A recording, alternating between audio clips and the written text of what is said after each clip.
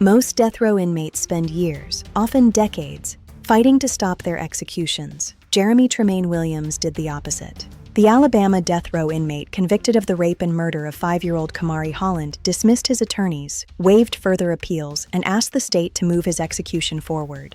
Now, just a few years after the crime, Alabama is preparing to execute him.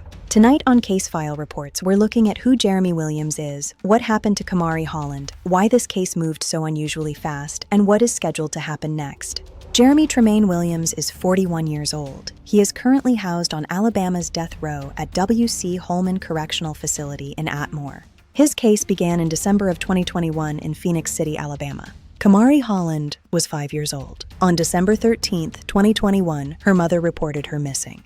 The search quickly became a homicide investigation. Kamarie's body was later found inside a residence connected to Jeremy Williams. Authorities said the evidence showed she had been sexually assaulted and strangled. Williams was arrested and eventually charged with capital murder. The investigation also focused on Kamarie's mother, Christy Sipple. Court records and prosecutors alleged that Sipple had been involved in a sexual relationship with Williams and had allowed him access to her daughter. Sipple was later charged in connection with the case. She ultimately pleaded guilty to sex trafficking and received a prison sentence. The murder charge against her was dropped as part of that agreement.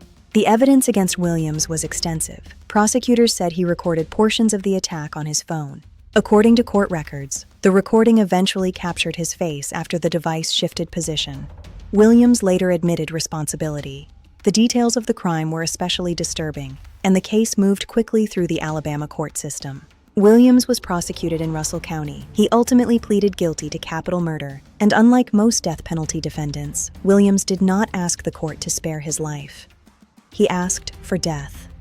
That decision would dramatically shorten the usual path between conviction and execution. After his conviction and death sentence, Williams began actively trying to end the appeals process. He dismissed his attorneys and waived further legal challenges. Under Alabama law, some review still had to occur because capital convictions and death sentences receive mandatory appellate review.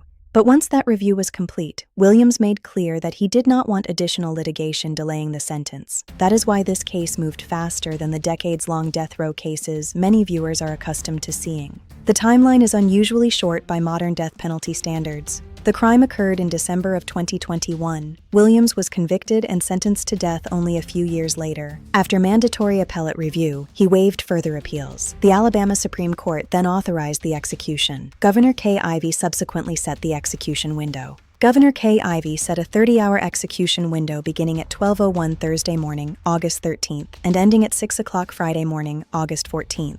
Williams is scheduled to be executed by lethal injection.